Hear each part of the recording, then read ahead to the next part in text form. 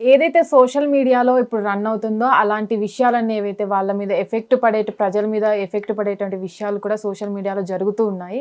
అయితే వాటి మీద మాట్లాడడానికి ఈరోజు పబ్లిక్ స్పీకర్ అయినటువంటి రజనీ రమ గారు మనతో ఉన్నారు. వాటి మీద మాట్లాడదాము. ఈరోజు అన్ని విషయాలు తెలుసుకుందాం. నమస్తే అండి. నమస్తే అండి. ఏదైతే ఇప్పుడు రీతు చౌదరి మీడియాలో కానీ సోషల్ మీడియా కానీ రన్ అవుతుందో దాని మీద మీరేమనుకుంటారు? మీరు అంటే పబ్లిక్కి అలాంటి వాళ్ళని ఒక నేషనల్ షోలో తీసుకెళ్లారు అంటే పబ్లిక్ ఎలా రియాక్ట్ అవుతారు అనుకుంటున్నారు?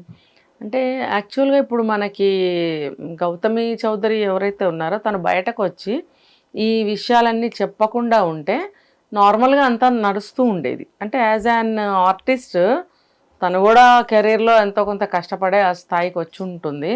సో తనకి సెలెక్షన్ అనేది వచ్చింది బిగ్ బాస్లో. యాజ్ అన్ ఆర్టిస్ట్ తను అందులోకి వెళ్ళడము, అందులో ఉండడము అనేది న్యాచురల్. అంతవరకు మనం ఏం తప్పు పట్టలేము. అంటే ఇలాంటి షోస్కి మనం ఏంటంటే పర్సనల్ విషయాలు నాట్ అప్లికబుల్ అనేది ఒకటి ఉంటుంది. ఇప్పుడు వాళ్ళు యాజమాన్యం వాళ్ళు కూడా ఏం చేస్తారంటే వాళ్ళు అక్కడ బాగా పెర్ఫార్మెన్స్ చేయగలిగిన వాళ్ళని సెలెక్ట్ చేసుకుంటారు. ఇంకొకటి వీళ్ళు కూడా ఎప్పటి నుంచో ప్రయత్నాలు చేస్తూ ఉంటారు అందులోకి ఎంటర్ అవ్వడం కోసం. సో ఆ ఇదిలో వాళ్ళు సెలెక్ట్ అవుతారు, తీసుకుంటారు. వీళ్ళేంటంటే యాజమాన్యం వాళ్ళు వీళ్ళ పర్సనల్స్ మనకు అనవసరం అన్న పద్ధతిలో తీసుకుంటారు. ఇంకా వీళ్ళేంటంటే వాళ్ళు తెర వెనుక ఏం చేసినా ప్రజలకు ఏం తెలీదు, చాలా న్యాచురల్గా నార్మల్గా వాళ్ళ పనిలో వాళ్ళు ఉంటూ ఉంటారు.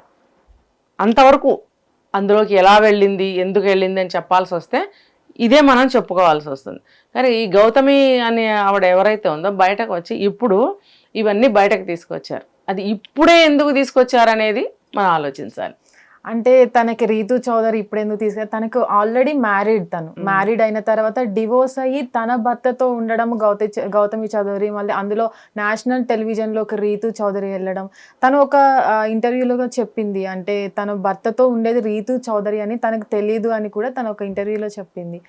ఇలాంటి వాళ్ళు వెళ్ళడం వల్ల సమాజంలోకి అంటే వాళ్ళు ఎలా యూత్ కానీ ఎలా రియాక్ట్ అవుతారు అన్నదే ఇక్కడ ఇంపార్టెంట్ కదా. అవును, ఇప్పుడు తను పర్సనల్ విషయం తీసుకుంటే చాలామందికి సరిగ్గా ఉండదు.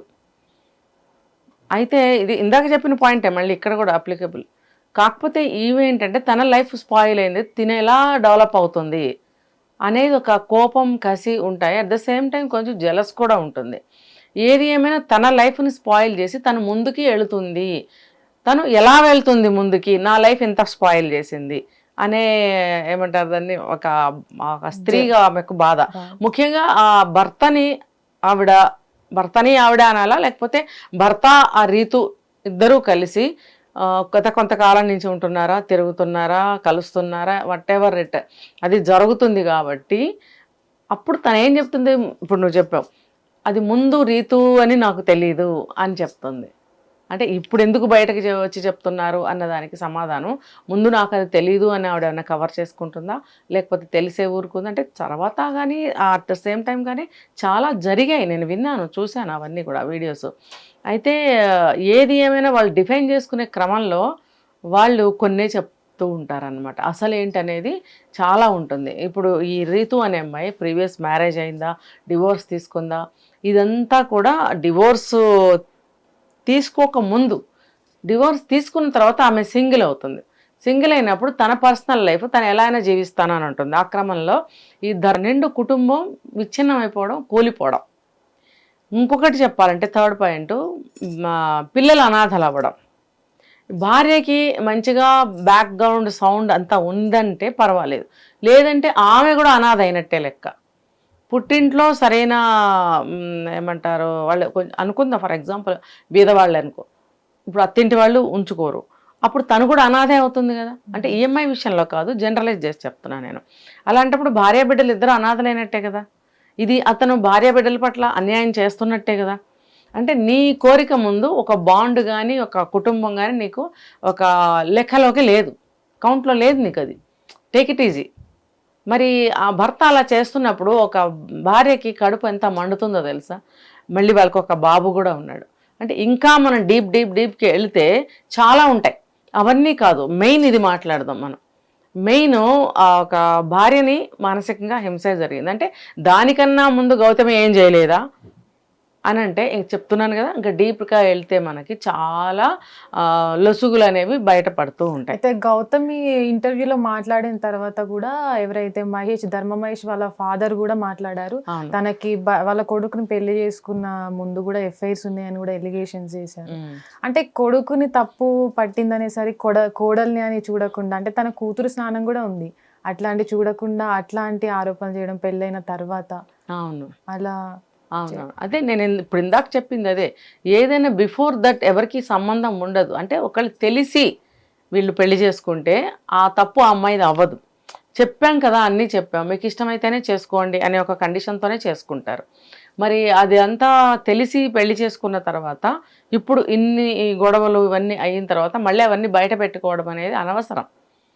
ఏమవుతుందంటే అది అంతా మళ్ళీ తవ్వుకోవడమే అవుతుంది. నువ్వు ఈ తప్పు చేసావు, నువ్వు ఈ తప్పు చేసావు, నువ్వు ఈ తప్పు చేసావు, నువ్వు ఈ తప్పు చేసావు, ఇలా తప్పులు తవ్వుకుంటూ వెలితి చూపించుకుంటూ ఉంటే ఎవరు గెలుస్తారు ఎవరు ఓడిపోతారు అనేది తేలదు. ఇంకా అక్కడ తప్పైతే ఒకవైపు ఉంటుంది, న్యాయం అనేది కూడా ఒక పక్కన ఉంటుంది. అంటే ఇద్దరిలో తప్పు ఎవరో ఒకళ్ళు చేస్తారు. రెండవది ఏంటంటే న్యాయం అనేది వన్ సైడే ఉంటుంది కదా. ఇలా చూసుకుంటే అతను ధర్మ మహేష్ చేసింది కంప్లీట్గా తప్పు నా దృష్టిలో. నువ్వు అన్ని తెలిసే గౌతమిని పెళ్లి చేసుకున్నావు, పెళ్లి చేసుకున్న తర్వాత బాబు పుట్టాడు, ఇప్పుడు ఏం తేడాలు వచ్చినాయో తెలియదు, రీతుతో పెట్టుకోవడం అనేది నీ తప్పే కదా.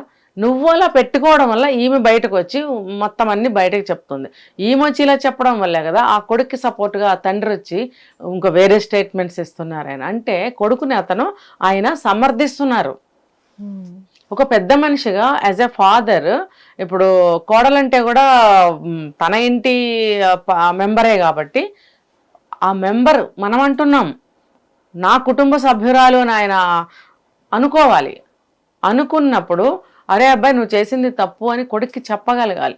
లేదా ఇద్దరిని కూర్చోబెట్టి తప్పులు సరిచేయాల్సిన పెద్దవాళ్ళు, అంటే వెనక ఏం జరిగింది అనేది మనకి తెలియదు, చెప్తున్నారు వాళ్ళు కూడా చెప్తున్నారు. నేను అనేది చెప్తున్నాను, అవన్నీ తీసుకొచ్చి బయట మనకెందుకు చెప్పాలి? మీరు కూర్చోండి, అమ్మాయి నువ్వు ఈ తప్పు చేసావు, అబ్బాయి నువ్వు ఈ తప్పు చేసావు, నువ్వు ఇలా ఉండకూడదు, నువ్వు ఇలా ఉండకూడదు. ఏదేమైనా బిఫోర్ ఎట్లా ఉన్నా సరే మీరు మ్యారేజ్ చేసుకున్నారు, ఒక ఫ్యామిలీ మీకు వచ్చింది, బాబు పుట్టాడు, మీరు ఎలా ఉండాలి అనేది మీరు తెలియచెప్పాలి. అలా తెలియచెప్పకుండా ఇప్పుడు ఆబ్వియస్లీ ఏమవుతుందంటే, నాకు ఇంత అన్యాయం జరిగింది కాబట్టి, అతను వేరే అమ్మాయితో రిలేషన్ పెట్టుకున్నాడు కాబట్టి ఇంకా మనసు విరిగిపోతుంది అనమాట. సెటిల్ చేసేయండి అనే మాటలు కూడా మాట్లాడతారు. అంటే అది ఆవేశంలో తీసుకునే నిర్ణయం. అంటే పెద్దవాళ్ళు కూడా ఆవేశంగా ఉంటున్నారు, ఈ వయసులో వాళ్ళు ఆవేశపడకుండా ఎలా ఉంటారు? ఎవరో ఒకరు కూల్ డౌన్ అవ్వాలి. ఆవేశపడి నాకు సెటిల్ చేసేయండి, నాకు ఇంత మనీ ఇచ్చేయండి అని అంటే వాళ్ళు మాత్రం ఎందుకు ఇస్తారు, ఎలా ఇస్తారు అనేది ఒక క్వశ్చన్. సెకండ్ ఏంటంటే వాళ్ళు కూడా ఇదే మాట చెప్తున్నారు, మా మనవాడికి ఇస్తాం కానీ మా అమ్మాయికి మేము ఎందుకు ఇస్తాం అంటున్నప్పుడు ఖచ్చితంగా ఆమెను పరాయదానం చేసినట్టేగా. అంటే మా ఫ్యామిలీలోంచి ఎలిమినేట్ చేశాము అని చెప్పడమే కదా. హిట్ టీవీ యాప్, ఇందులో short news, live news, entertainment shows, movies, digital magazines తో పాటు మీ జిల్లా వార్తలను కూడా ఫ్రీగా చూడొచ్చు. ఇంకెందుకు ఆలస్యం, వెంటనే హిట్ టీవీ యాప్ ని డౌన్లోడ్ చేసుకుని ఫ్రీగా ఎంటర్టైన్మెంట్ పొందండి. Hit TV app, hit TV app, please download hit TV app. Hit TV app ని ఫ్రీగా డౌన్లోడ్ చేసుకొని ఎంజాయ్ చేయండి. మీకు నచ్చిన ఎంటర్టైన్మెంట్ కోసం హిట్ టీవీ యాప్ ని ఫ్రీగా డౌన్లోడ్ చేసుకొని ఎంజాయ్ చేయండి. హిట్ టీవీ యాప్ ని డౌన్లోడ్ చేసుకుని ఆస్వాదించండి, ఆశీర్వదించండి. ఇంతమంది సెలబ్రిటీలు హిట్ టీవీ యాప్ ని డౌన్లోడ్ చేసుకోండి అని చెప్తున్నారంటే ఎంత మంచి యాప్ ఆలోచించండి. అమెరికా అమెరికా అమెరికా అమెరికాలో చదవాలనుకునే వాళ్ళకి విశ్వసనీయమైన పేరు మన శౌర్య కన్సల్టెన్సీ. UK లో 1 year masters, UK లో 1 year masters, 2 years work permit up to 5 years visa. Contact Saurya Consultancy. Contact 89851 89851.